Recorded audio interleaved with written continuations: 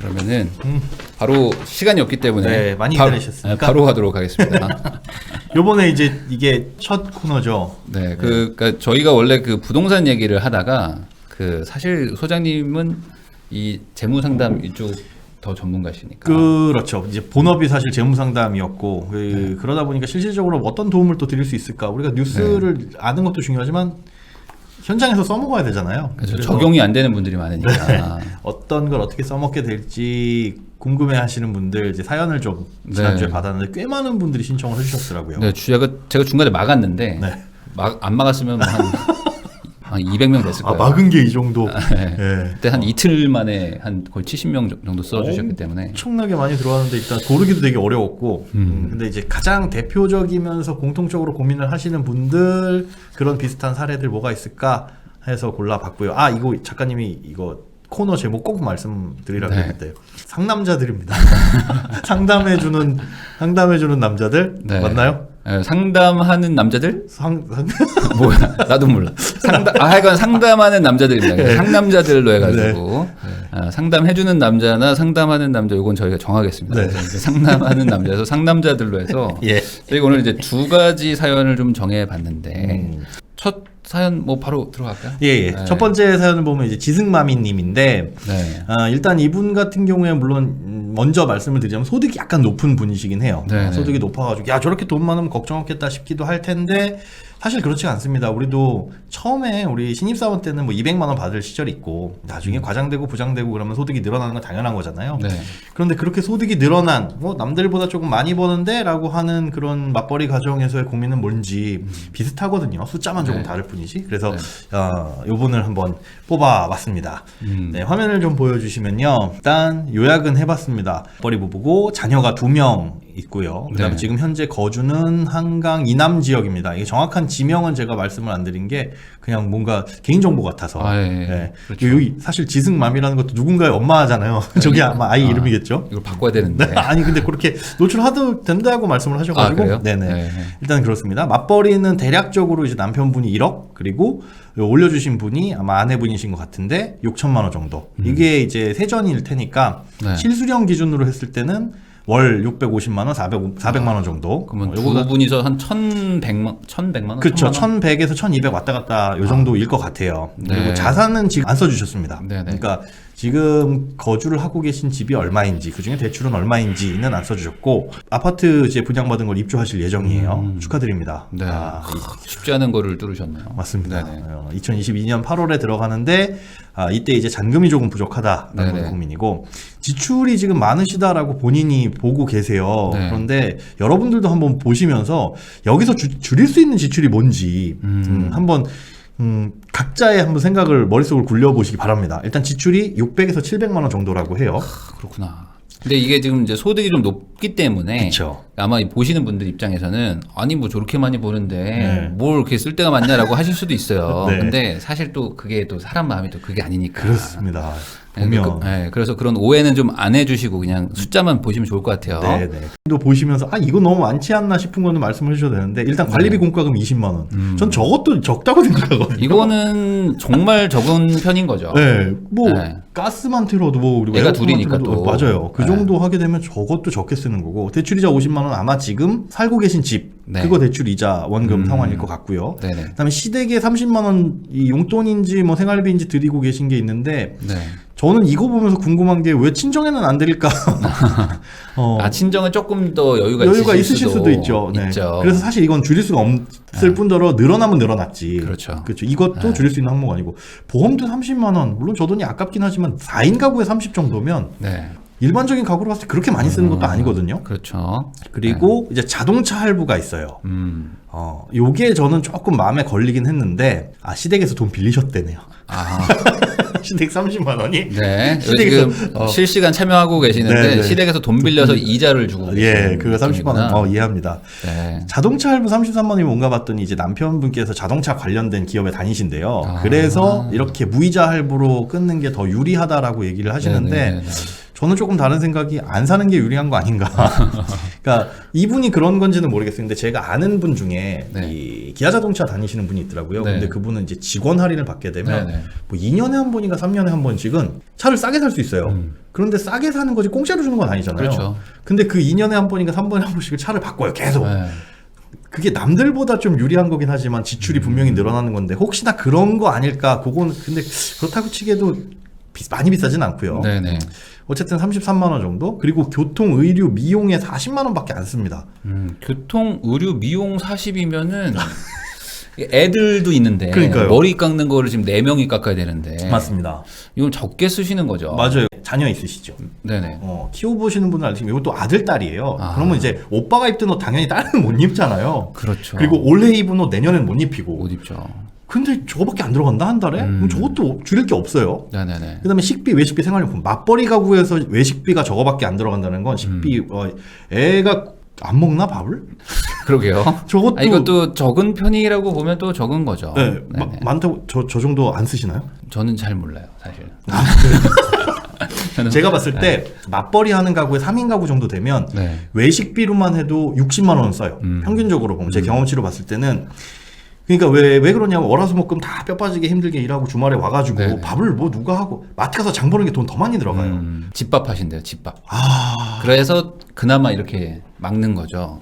정말 이게 적게 쓰시는 거예요. 그리고 이거 이제 아이들 등하원 도우미를 쓰시는데 네. 왜냐하면 이분이 지금 서울 사지만 평택에 출퇴근을 하세요. 그러니까 아내분이 서울 평택 출퇴근. 아 저는 못해요. 아, 저도 솔직히 자신 없는 건데. 자신 없어요. 근데 아이들이 이제 어린이집 이렇게 다니다 보니까 그걸 누가 도와주셔야지 안 그럴 새벽에 수가 아침에 없죠. 예, 와야 됩니다. 그럼 120만 원 정도는 이거 부모님께 부탁드려도 최소한 이 정도 이상은 드려야 돼요. 어쩔 수 네네. 없는 돈이에요, 이거는. 네네. 그리고 아이들 교육비, 뭐 유치원, 뭐 어린이집 이런 것들 들어간 거, 둘이니까. 100만 원. 남편 용돈이 조금 많은 것 같아요. 아까부터 지금 계속 남편 용돈 얘기만 나오고 있어요, 지금. 모든 분들이 저 아내는 30인데 왜 남편은 100이냐. 차도 33인데 지금. 예. 남편 용돈 과하네요. 저기 욕은 하지 말아주세요. 근데 네, 이게 그러지 마세요. 네. 용돈의 개념이 뭘까를 좀 우리가 생각을 해보면 이제 남편분이 만약에 어떤 라이프 패턴으로 이거를 쓰시는지 예를 들어 기름값도 이걸로 넣고 뭐 그럴 수도 있죠. 네. 네, 왜냐면 교통, 의료, 미용에 40에 기름값이 들어갔을 것 같진 않아요. 네, 기름값도 들어갈 수 있고 그런 것까지 포함을 하게 되면 100만 원도 그렇게 많은가? 물론 이제 아내분에 비하면 많기는 합니다. 네네. 아내분 용돈은 30만 원. 어쨌든 눈에 가장 밟히는 건 딱 저거예요. 네네. 저거 하나고 또 한 가지는 경조사비 50만 원. 경조사비 50만 원 정도면 여기에 비정기 예산까지 다 들어간 거예요. 그러니까 설이나 네네네. 추석 때는 아무래도 부모님 찾아뵈면 용돈도 드려야 되고 뭐 어버이날 생신 이런 것까지 포함하면 4인 가구에서 한 달에 50만 원 정도면 많이 쓰는 거 아닙니다.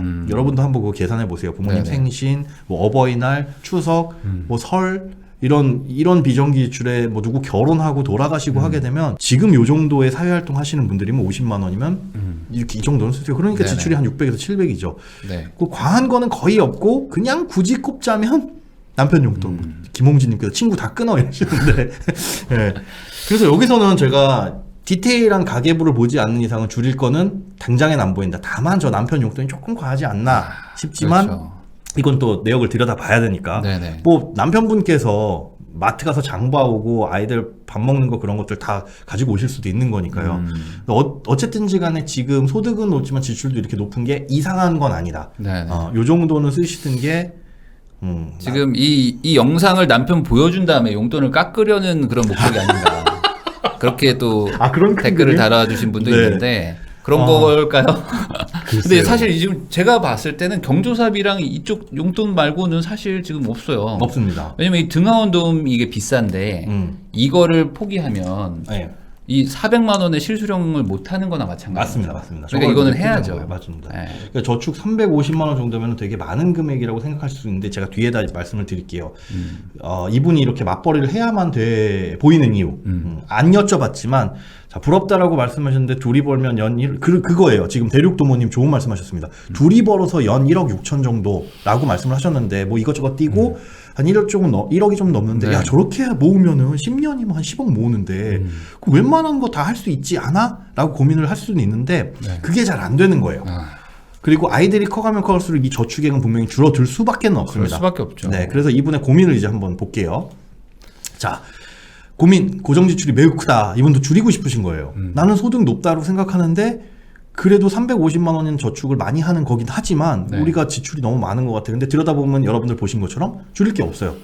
두 번째는 내년 8월 아파트 입주할 때 대출을 풀로 땡겨 받아도 2억 정도가 부족하다. 받아도 2억이 모자란 거죠. 2억 모자란 거. 네네. 그래서 현재 또 마이너스 통장 1억 5천 사용 중인데 퇴직금과 마통을 이용 예정이라고 하시는데 저 퇴직금 뭐 담보대출을 받으신다는 얘기인지는 정확히는 안 써주셨어요. 네. 일단 저 두 가지를 이용한다. 그런데 지금 모으는 350만 원 이런 저축으로 예금은 아닌 것 같아서 네네. 뭐 미국 지수 ETF 매수 그러니까 투자를 하거나 아니면 그냥 마통을 메꾸면서 기다리는 게 나은지 이것도 네. 고민이다. 라는 게 이제 두 번째 고민이고 세 번째는 저 분양받은 집에 2년 동안 살면서 실거주 이후에 양도세 비과세 혜택 받고 이걸 팔고 타 지역으로 이사를 희망하는데 이것도 가능할지 이제 그림이 전혀 안 그려지는 거예요. 네.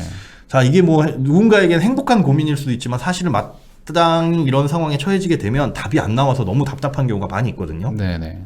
자, 여기에서 제한사항을 볼게요. 이 아까 말씀드렸다시피 지승마미님은 서울에서 평택까지 출퇴근을 10년 넘게 하셨어요. 이건 진짜 와, 상 줘야 됩니다. 그러면은 이게 역설적으로 남편분이 서울 쪽에 계신가 보죠. 그러신 것 같아요. 네. 근데 왜 그랬냐를 보니까 아이들의 교육을 위해서 서울 거주는 포기를 못 하겠다. 남편분도 서울 아니실 수도 있어요.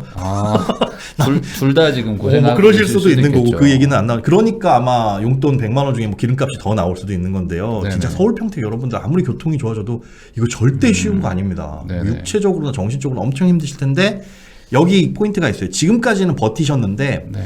아이들이 조금씩 자라면서 지금 6살, 8살 정도거든요. 조금씩 자라면서 함께 하고 싶은 마음이 점점 그렇죠. 커져간다. 이게 크죠. 네. 사실. 그러니까 조금이라도 시간을 같이 보내고 싶은데 출퇴근하는 데 시간도 그렇고 일을 하는 데 시간도 그렇고 사실은 내가 이렇게 힘들게 일해서 무엇하나 우리 그렇죠. 다 그렇잖아요. 가족을 위해서 일하는 건데 아이들 못 보고 한창 이쁠 때 네. 이러다가 어영부영 하다 보면 이제 고3 되고 뭐고 이제 얼굴 보기 힘든 나이가 돼버리거든요. 그래서 그 네. 마음이 굉장히 크신데 그렇다고 하더라도 뭐 딴 데로 이사를 하실 수는 없다. 아이들의 교육을 위해서 난 서울 거주는 포기 못한다는 교육관을 갖고 네네. 계십니다. 그리고 여기서 고민을 하시는 게 이직을 할까 그러면 네. 아니면 10년에서 15년 죽었다 생각하고 버틸까 아니면 퇴직을 할까 세 가지를 고민을 하고 계세요. 그렇죠. 이직을 하게 되면 이제 서울 근교로 네. 이사를 오시는 거죠. 근데 이분 생각에는 지금 같은 조건을 맞춰가지고 내가 돈을 벌기는 힘드실 것 같다. 아마 이제 소득이 조금 다운될 수도 있고요. 그러겠죠. 아니면 여기 진짜 이런 조건 없으니까 10년, 15년 버틸까를 고민하는 거고, 아니면 그냥 다 때려치고 아이들을 볼까 생각을 하시는 건데, 남편분께서 강력하게 맞벌이를 현재 희망을 하고 계십니다. 네. 이것도 사실 남편분이 맞벌이를 희망하는 이유를 뭐 저는 네. 개인적으로는 그러니까 이렇게 고생스럽지만 그러니까 남편분, 아내분 둘 다 이제 서울에서 계속 거주하고 네. 새 집도 들어가고 아이들도 서울에서 키우고 싶으니까 현실적인 문제가 있는 거잖아요. 이거. 그렇죠. 이거를 이제 남편분을 이렇게 봤을 때는 야, 남편 너무 못됐다. 이기적이가 아니야 할 수도 있는데 가만히 생각해 보면요. 용돈 줄어들까봐 물론 그렇게 보일 수 있어요. 그런데 여러분들 잘 생각을 해보실 게 아까 힌트가 조금 있어요. 이분이 왜 그러시는지는 저는 남편을 만나뵌 적도 없고 이분한테 여쭤본 적도 없는데 자동차 관련 기업을 다니신다고 했어요. 네네. 그리고 자동차를 싸게 살 수 있는 곳이면 대기업입니다. 그렇죠. 뭐 현대자동차나 기아자동차일 현대 수 아니면 있어요. 기아겠죠. 네. 근데 여러분들 그런 대기업에 다니시는 분들의 가장 큰 고민은 뭐냐 하면 조기 은퇴입니다. 그러니까 50 초반에 나오실 생각들을 머릿속에 다 하고 계세요. 네네. 여기 혹시 그런 대기업에 다니시는 분들 계실지 모르겠는데 제가 뭐 삼성전자 진짜 저기 부장님 만나 뵙고 상담을 해 본 적도 있는데 소득 높아요. 엄청나게 높죠. 높습니다. 잘 사는데 이분의 걱정은 뭐냐면 저는 은퇴가 47, 8로 생각을 합니다. 라는 말씀이었어요. 네네. 임원을 달지 못하면 그러니까. 그분들의 은퇴 시점은 50이 되기 전이라고 생각하고 있어요. 네. 그래서 그런다고 하더라도 내가 자존심 다 내려놓고 진짜 너는 쓸모없는 사람이야 라는 손가락질 받기 직전까지 일하면 그래도 52, 3살까지 일할 수 있다 라는 얘기를 하셨거든요. 그분 입으로 직접. 네네. 그러니까 대기업 다니시는 분들의 가장 큰 고민은 그겁니다. 지금 내가 연봉이 높지만 네. 이 연봉이라는 게 머지않아 끊어질 수 있다라는 가장 큰 불안함. 근데 네네. 아이들이 6살, 8살 정도면 추정컨대 한 이분 연세가 뭐 40대 초반 네. 되시지 않았을까 싶어요. 정말 결혼 일찍 하셨으면 뭐 이제 뭐 40 요 정도 되셨을 것 같은데 연령이 좀 어떻게 되시는지 공개 가능하시면은 네. 그렇게 되면 이 남편분 입장에서 뭐가 걱정이냐면 지금부터 한창 돈 들어갈 때예요. 오른쪽 분 살 빼면 잘생겼을 때 저런 것만 지금은 뭐 엉망이가 네. 이분 차단. 그런데 네. 지금 한창 아이들이 이제 초등학교 가면서 돈 들어갈 걸 걱정하는 아빠 입장에선 네. 엄마의 고생도 힘들어 보이지만 엄마가 되게 든든한 버팀목이 될 수 있어요. 왜냐하면 남편이 42살이시래요. 그쵸. 네. 어떤 걱정을 하시는지는 본인에 따라 달린 거죠. 내가 네. 지금 내가 하고 있는 일에 있어서 나는 나올 것 같다라는 걱정이 몸에 깔려 있으면 네. 그리고 이분이 적어주신 본인의 일하시는 아내분이 일하시는 곳이 금융직이에요. 약간 금융직 중에서도 탄탄한 곳인데 그러다 보면 이제 남편 입장에서 그렇게 생각이 들 수가 있죠. 내가 혹시나 무슨 일이 생겨서 나오더라도 내 아내가 조금 더 길게 일을 할 수 있을 것 같다라는 그 마음의 어떤 뒷배, 비빌 언덕 그것 때문에 강력하게 맞벌이를 희망하시는 걸 수도 있습니다. 그래서 요거를 이제 고민을 해보셔야 되는데 이것들을 이제 하나하나 좀 풀어나갈게요. 그게 사실은 그런 걱정만 고민만 해결이 되면 네. 가능한 거잖아요. 지금 그렇죠. 당장이라도 네. 아이들 보면서 네, 할 수 네. 있는 거니까 일단 차근차근 하나씩 풀어나가도록 하겠습니다. 자, 지출을 이제 줄일 수 있는지 여러분들 아까 여기 화면 보셨죠? 여기서 이제 줄일 수 있는 것들이 있냐?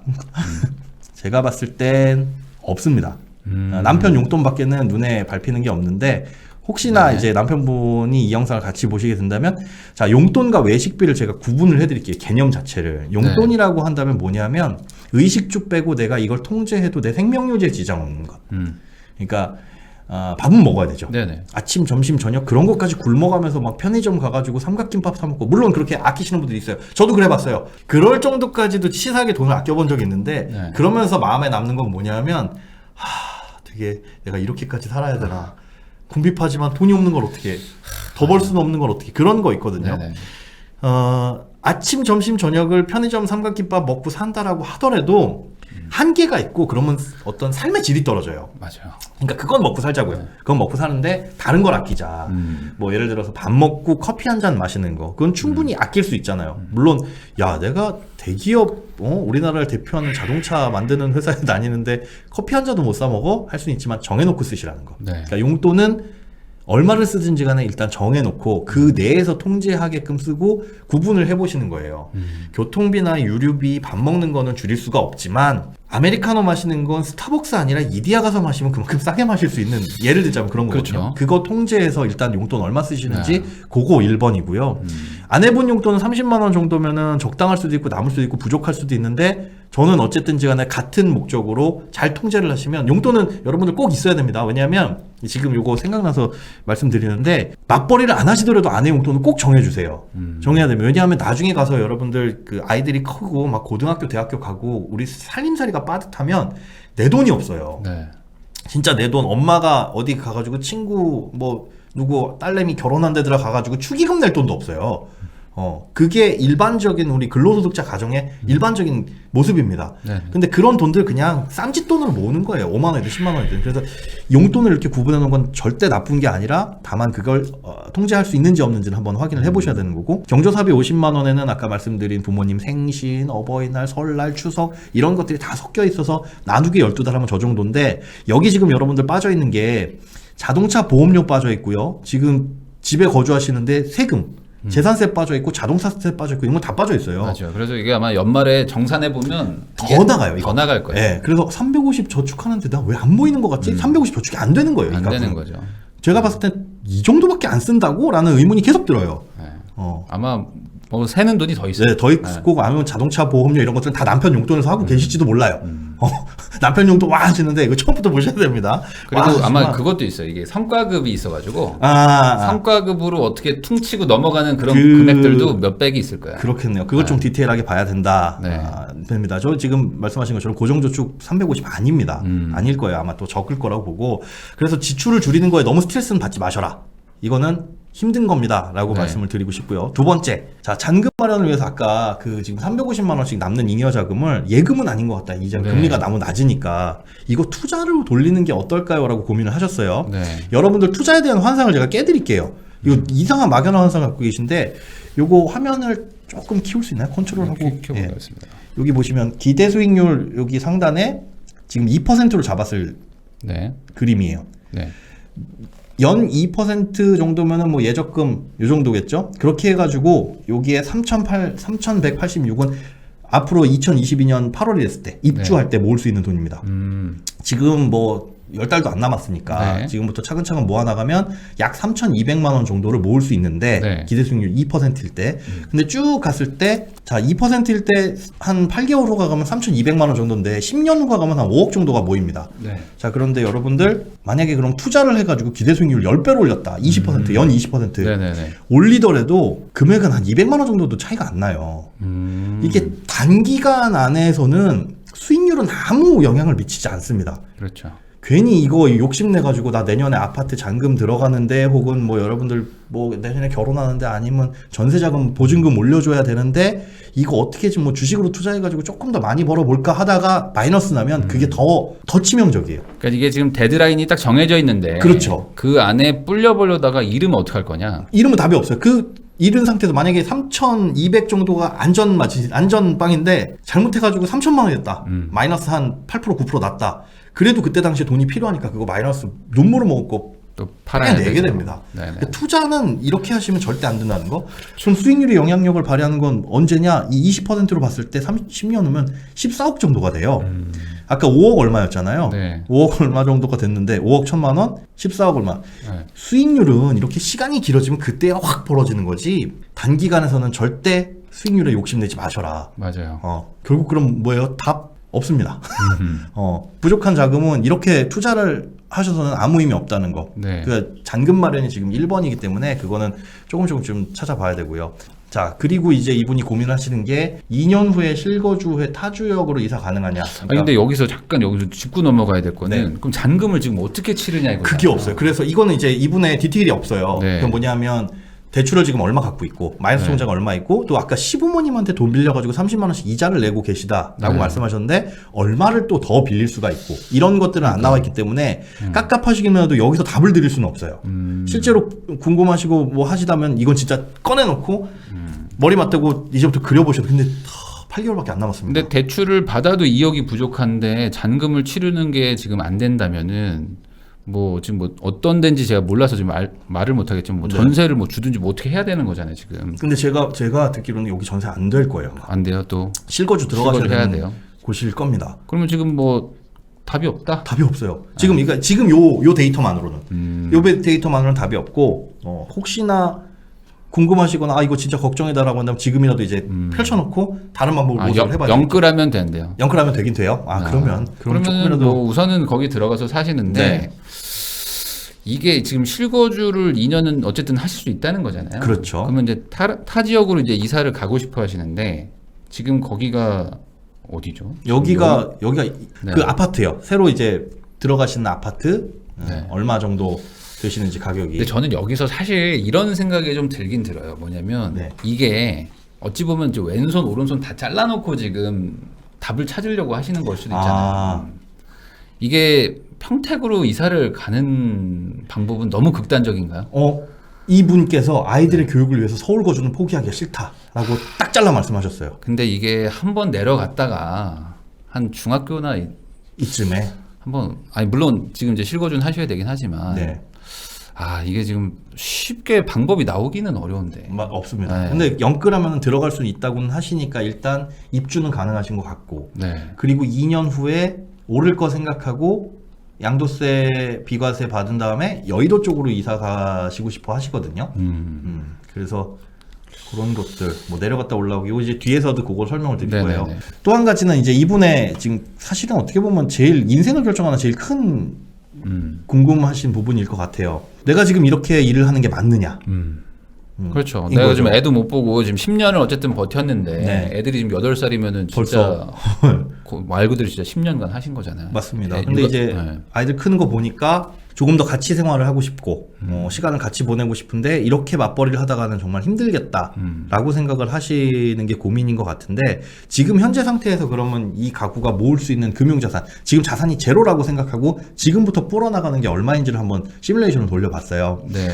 수익률은 높게 안 잡았습니다. 그냥 2%예요. 그러니까 은행 예적금에 넣는다. 은행보다 뭐 조금 더 번다 정도. 네, 은행보다 조금. 이 정도는 되죠. 그렇죠. 이금융권 저축은행에 넣으면 이 정도는 할 수 있으니까. 2%는 무조건 할 수 있죠. 예, 그래서 지금부터 요거는 이제 한 내년 8개월, 2022년 8월, 요게 2년 후, 3년 후, 4년, 5년, 6년, 7년, 8.5년, 10년이에요. 네. 쭉 봤을 때 요 정도 돈이 차곡차곡 쌓여갈 겁니다. 물론 이 돈이 중도금이나 아니면 뭐 잔금이 남아있다면 그때 빠져나가고 뭐 하고 뭐 차를 산다거나 할 때 순풍순풍 나갈 수도 있어요. 그냥 플러스 지금 있는 자산 어느 정도 되는지 여기 더하시면 돼요. 그래서 어쨌든 이런 가구 이렇게 마이너스가 안 나는 것 자체가 자산이 순증하는 가구가 흔하지가 않습니다. 네. 되게 드물어요, 일반적인 맞벌이에서. 근데 지금처럼 쭉 가시면 요 정도는 모아 나갈 수 있다라는 것만 대략적으로 머리에 갖고 계시면 돼요. 물론 이거보다 더 나갈 수도 있는데 여기서 가정을 한 건 뭐냐면 소득도 연간 한 2에서 3% 정도 증가하고 지출도 그 정도 증가한다라고 잡았어요. 물론 지출은 더 증가할 겁니다. 어쨌든 이렇게 될 건데 제가 가정을 해본 게 있습니다. 외벌이로 만약에 돌아섰을 경우 네. 어떻게 될 거냐. 지출 감소하는 거는 최소한 160만 원 정도. 아이들 등하원 이제 쓸 필요 없잖아요. 그렇죠. 120만 원 빠질 거고 용돈이 지금 남편 100만 원, 아내 30만 원인데 그거를 이렇게 줄이실 수 있는지 남편 80, 아내 10만 원으로 20만 원씩 줄이는 거. 이렇게 하면은 지금 여성 시청자분들 화나겠는데 이거 80에 10이면 너무 심한 거 아닙니까? 물론 이제 남편분하고 타협은 해봐야 되겠지만은 그냥 같은 금액을 줄여봤습니다. 아니면 30 여기서 10 줄이셔도 돼요. 뭐 욕을 하려면 저한테 하십시오. 이게 제 생각이니까. 아내 20에 남편 70. 뭐 그래도 됩니다. 그럼 어떻게든 해가지고 한 40만 원 정도만 감액을 하자. 네. 그래서 그냥 20씩 줄인 거예요. 네네. 90으로 만약에 줄이게 된다면 지금 상황하고 달라지는 건 뭐냐? 0.8년은 잔금 치를 때 퇴직을 한다라고 가정을 했어요. 네. 2022년 8월에 그때 잔금 치를 때 퇴직을 하면 퇴직금 나오겠죠. 4천만 원 정도 나오고 네. 그럼 금융자산이 조금 쑥 불어날 겁니다. 불어나고 그래프상으로 보자면 여기서 이렇게 되는 거죠. 요게 이제 2022년 8월 정도가 요때쯤 네. 쭉 불어나가지고 이제 쭉 늘어날 텐데 대신에 월 저축액이 확 줄어듭니다. 그렇죠. 확 줄어들어가지고 매달 이제 100만 원 남짓한 돈이 쌓이게 돼요. 그래서 이때 가서는 차이가 나는데 얼마가 차이 나냐? 아까 5억 천에서 지금 3억 3천 정도. 1억 7천, 1억 8천 정도. 거의 뭐 2억 돈이 차이 나는 2억 돈 거네요. 차이가 난다. 물론 재테크를 얼마나 잘하고 못하냐에 따라서 이 갭은 벌어질 수 있는데 저는 그렇게 생각을 했어요. 지금 그러면 이분이 저울질 하실 건 뭐냐 하면 저 상황도 나쁘지 않아. 이 상황도 나쁘지 않은데 내가 할 수 있는 게 맞벌이를 포기하고 이렇게 들어감으로 인해 가지고 가질 수 있는 가치가 자녀들하고 오롯이 시간을 같이 보낼 수 있는 시간. 네. 그 가치와 요걸 저울질을 해보실 수가 있다는 거죠. 혹은 아예 맞벌이를 그만두는 게 아니라 네. 조금 더 여유로운 직장으로 서울 근교에 소득은 많이 벌지 못하지만 아이들 등하원에 엄마가 좀 신경 써줄 수 있는 그런 직장이 있다면은 지금 소득의 반토막이 나더라도 가능한 거거든요. 그렇게 해주시는 거는 또 어떨지. 이런 것도 저는 생각이 좀 드는 게 네. 지금 등하원 도우미가 지금 작가님이 종이를 네. 줄이셨는데 네. 청량리 쪽에 되셨구나. 예. 네네네. 뭐 특정한 아파트를 말하진 않겠습니다. 네. 청량리에 나쁘지 않은데 네. 어쨌든 제가 생각은 이런 생각이 들어요. 뭐냐면 지금 아이 하원 도우미를 안 쓸 수는 없는 상태인 네, 거잖아요. 맞아요. 지금으로서는. 그러면은 한 몇 년만 좀 더 하고 맞벌이를 그 다음에 좀 이직을 하거나 아니면 뭐 퇴사를 하거나 뭐 조금은 더 해야 되는 상황이지 않을까. 아마 3, 4년 정도만 더 하시게 되면 지금 맞벌이를 쭉 했을 때 5억 정도였고 안 했을 때 3억이니까 그 가운데쯤 근접하지 않을까 싶어요. 그쯤에서 뭐 이직을 하던가 해서 이제 조금 아이들이 좀 더 크면 이직을 해도 뭐 내가 일을 해도 하원 도우미가 필요 없을 때도 있을 수도 있잖아요. 그렇죠. 그 시간 앞으로 한 3, 4년 뒤. 그러네요. 그쯤에 뭐 이직을 좀 하는 것도 조금 더 가까운 쪽으로. 네. 사실 지금 평택에서 서울로 오면은 빨리 퇴근하고 와도 한 7, 8시 되지 않으실까. 그리고 지금 실천하는 사모님께서 말씀하시면 엄마 몸 아끼세요 제발. 그거예요. 몸이 축나요 이제. 그런 것도 있죠. 너무 힘드실 것 같고 그럼에도 불구하고 남편분께서 강력하게 맞벌이를 희망하시는 거는 아까 말씀드린 남편분 본인의 직업적인 어떤 안정성이 떨어진다는 거. 그러니까 돈은 많이 벌고 있지만 아내분에 비해서 흔들릴 수 있다는 그 불안감 때문에 그렇게 말씀하실 수도 있는 거니까 이런 것들을 객관적으로 딱 넣어놓고 자 우리가 이렇게 힘들게 일을 해가지고 얼마만큼의 리스크를 짊어지면서 어떤 걸 포기하고 살 것이냐. 그걸 한번 남편분하고 좀 심도 깊게 말씀을 나눠보셨으면 좋겠어요. 만약에 이게 빚으로 나락으로 떨어진다라고 한다면 눈물을 머금고 어쩔 수 없이 다른 것도 줄이고 맞벌이도 계속 하셔야 되고요. 남편분도 투잡 쓰리잡 하셔야 됩니다라고 말씀드리겠지만 그렇게 절망적인 상황은 저는 제가 보기에는 아니에요. 오히려 다른 분들의 일반적인 가정에 비해서는 조금 더 여유가 있으신 상황이거든요. 그래서 이 다른 쪽으로도 한번 모색을 해보시고. 근데 저는 계속 이게 마음에 걸리는 게 지금 이게 사실 유지할 수 없는 걸 억지로 유지하고 있는 거거든요. 네, 사실상. 뭐 그냥 아내분이 그냥 엄청 희생을 하고 있는 거잖아요. 그렇죠. 그러니까 거의 출퇴근을 하루에 3시간 이상 하면서 용돈을 지금 30에 한다는 거는 아무것도 안 사고 정말 그냥 제가 보기에 용돈이 30인 이유가 쓸 시간이 없으셔요. 뭐 그럴 수도 있죠. 힘들어서 돈을 쓰려고 해도 뭐 대중교통 타고 다니시면서 거의 뭐 자고 아침에 뭐 그냥 계속 자고 이런 상태로 지금 계속 가시는 건데. 맞다. 대중교통비도 이분이 뭘 타고 다니실지 모르겠지만 최소한 편도 5,000원이에요. 서울에서 평택 가려면 왕복 10,000원씩 드는데 설마 이 30만 원이 이거 교통비는 아니겠죠? 모르겠어요. 그러니까 이 상황이 제가 봤을 때 어차피 지금 유지는 안 된단 말이죠. 너무 힘들어요. 그리고 서울을 지금 계속 고집을 만약에 하신다 그러면 교육비가 안 들어갈 리가 없어요. 맞아요. 지금 더 늘어납니다. 8살, 6살에 100만 원이면 되게 조금 쓰시는 거거든요. 그리고 지금 이사 들어가시는 곳이 나중에는 더 약간 더 좋아지는 지역이기 때문에 이쪽도 이제 공부를 막 시키는 동네가 될 거예요. 그러면 이게 도대체 우리가 뭘 원해서 이러고 사는 거지? 라는 느낌이 들 수도 있습니다. 그러니까 맞습니다. 이제 애들 학원비는 막 200, 막 300씩 들어가는데 또 나는 막 평택으로 계속 출퇴근하고 있고. 그러면 엄마가 버는 돈 이거 뭐지? 내가 그냥 교육비 다 들어가고 이렇게 계속 해야 되나? 라고 했을 때 이미 걷잡을 수 없는 상황. 그러니까 이게 저축은 안 되고 오히려 막 이제 마이너스가 막 나기 시작하고 그걸 이제 신용대출로 막 메꿔가면서 가는데 그럼 저축이 안 되면 문제가 뭐냐면 애가 더 커가지고 이제 대학교 가면 어떻게 되냐 그죠? 그럼 이제 학비가 막 이제 연 1,500씩 막 나가기 시작하면은 쉽지 않거든요. 공부를 이렇게 시켰는데 장학금 받아야죠라고 하는 건 굉장히 희망적인 가정일 수 있어요. 우리가 이런 미래를 가정을 해볼 때 뭘 하셔야 되냐면 여러분들께도 팁을 드리자면 가장 최악의 상황을 상정하시면 됩니다. 그러니까 이 가정의 최악의 상황은 뭐냐? 아빠가 요때 10년쯤 됐을 때 퇴직하시는 거예요. 실직. 실직하시는 상황이 정말 최악이죠. 아빠가 생각하는 최악의 미래. 그러면 그때 당시를 기준으로 하고 그러면 그래 어쩔 수 없이 그때 퇴직을 한다. 아마 퇴직금이 목돈으로 나올 텐데 보통 이게 노후를 책임지는 연금이 되겠지만 지금은 노후를 책임질 수가 없어요. 그러니까 40대 정도 초반이라고 하셨으니까 조퇴쯤 되면 한 50대 초반 국민연금 나올 때까지 15년 정도를 버텨야 되는데 사업을 했다 말아먹으면 그건 정말 끝나는 일이니까 다른 뭐 제2의 일자리도 그때부터 찾아보셔야 되고. 저는 계속 제 마음에 걸리는 거는 저는 우선은 뭐 이번에 분양 받으신데 뭐 실거주를 무조건 하셔야 된다면 어쩔 수 없지만 아니라면 그 이후에는 서울을 조금 벗어나는 게 맞지 않을까. 우선은 아니면은 그쯤에는 이직을 뭐 하시든지 해서 이게 저는 계속 가기는 어려운 상황일 것 같아요. 그러니까 어차피 한 번은 바꿔야 되는데 이대로 계속 서울에서 교육을 시키면 분명히 마이너스로 가거든요. 맞아요. 그러면은 나중에는 메꿀 방법이 없기 때문에 집을 팔아가지고 이제 빚을 갚아야 되는 상황으로 가게 되는 그런 거는 막아야 되니까 좀 경기권에 괜찮은 도시로 좀 나가는 것 쪽으로 해서 조금 시간을 좀 그러니까 둘의 중간쯤. 아빠와 직장과 그러니까 아버님이 아마 지금 양재 쪽에 본사 출퇴근을 하시든지 아니면 남양연구소든지 뭐 아마 이 경기 남부 쪽일 거예요.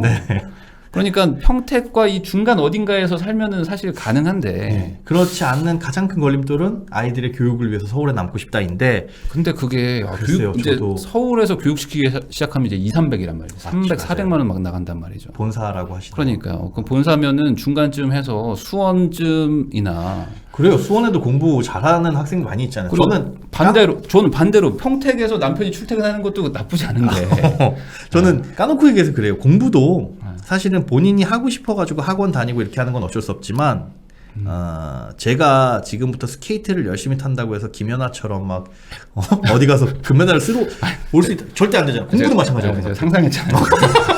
트리플 악셀 생각했습니다. 제가 남자 스케이트 선수를 아는 사람이 있어서 김연아라고 네. 말씀드리면 예를 들어 축구를 열심히 해서 막 진짜 그렇죠. 박지성 같은 못 됩니다. 안 되죠. 그건 제 재능도 아니고 네네네. 이건 연습과 상관없이 할 수 없는 일이에요. 근데 공부도 그렇다고 생각을 해요. 이 친구가 진짜 좋아하는 게 뭔지를 판단해야 되고, 저는 엄마 아빠가 해줘야 될 자녀의 교육의 1번은 뭐라고 생각하냐면 최대한 많은 경험. 그냥 그게 노는 거든 공부든 뭐든지 간에 하고 싶은 거를 일단 많이 경험하게 해줘가지고 본인이 잘하고 좋아하는 걸 빨리 찾도록 만들어주는 게 1번 교육이라고 생각을 하지, 수학 공식 남들보다 빨리 외우고 영어 남들보다 빨리 배워서 선행학습하고 뭐 조금 점수 높게 받아서 수능 해가지고 대학교 맞춰서 가고, 그거는 이제는 아니라고 생각합니다. 봐요, 부익남님도 저 건축 네? 뭐였죠? 저도 토목이었다가 토목이었는데 지금 이런 일 하고 있죠. 저는 환경 쪽인데 이런 일 하고 있고. 그러니까요. 아니 근데 이게 있네 또. 여기 아까 댓글에 보니까 네. 지금 청량리로 가시잖아요. 그럼 청량리에서 평택 가야 되는 거거든요. 그 이것도 지금 이게 오 마이 갓. 청량리에서 서울 나오는데 얼마 걸리는 거지? 이게 제발. 답이 안 나올 것 같은 느낌이 좀 드는데. 제발요. 물론 아무리 대중교통이어도 그러면은 이거는 뭔가 좀 그 부부가 한번 고민을 해보셔서. 네. 대부분의 의견이 엄마를 응원하시는 분인데 어머니를 좀 생각하고 계세요. 그러니까 그런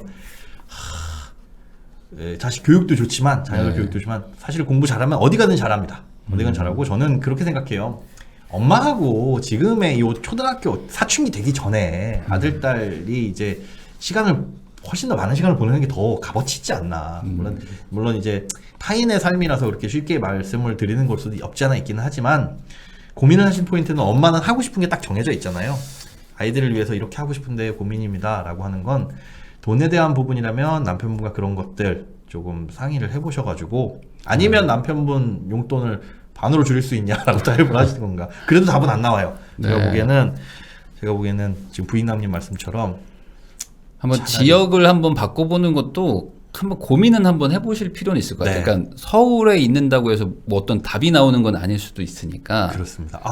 지금 TM킴님께서 저러다 목적 달성 못하면 그 허무한 감은 어떨 것이냐. 그렇죠. 그럴 수도 있고요. 네. 그리고 이제 지금 이제 조금 결론을 내린다면은 청량리에서 2년 실거주 하셔가지고 이제 비과세를 받으신 다음에 여의도로 가고 싶어 하시거든요. 네. 근데 그거는 솔직히 안 될 것 같아요. 현재 상황에서 갭이 너무 크다. 여의도는 청량리에 비할 바 없이 비싼 곳이기 때문에 너무 비싸죠. 거기. 2배 이상 비싼 곳인데, 거기는 뭐 전세가도 낮아가지고 투자금이 거의 한 14억, 15억 이상 있어야 되거든요.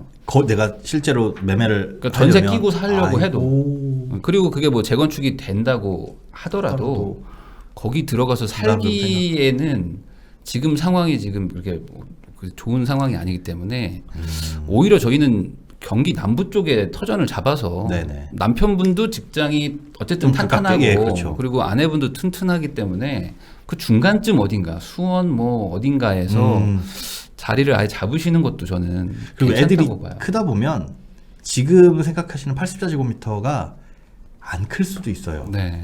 그래서 차라리 그 가격에 조금 더 낡은 아파트라고 하더라도 면적을 조금 넓혀가지고 가시는 거는 어떨까라는 생각도 좀 듭니다. 네, 그렇게 한번 생각을 해보시고, 네.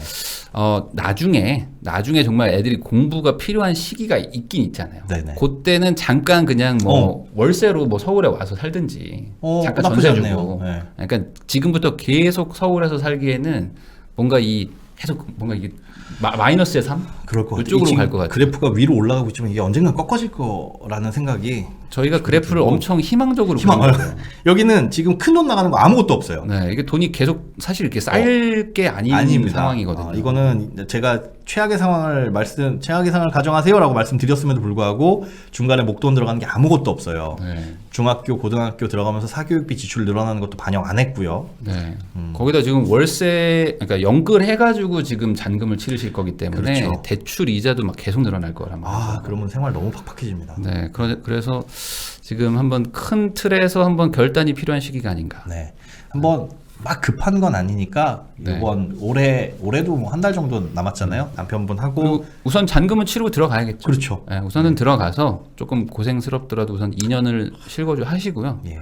그 다음에는 뭔가 좀 바꿔야 될 상황인 것 같다. 궁금하시거나 걱정거리가 있으시면 네. 이 댓글로 계속 피드백을 주시거나 이렇게 하시면은 저희도 꾸준하게 추적해서 안내를 해드리겠습니다.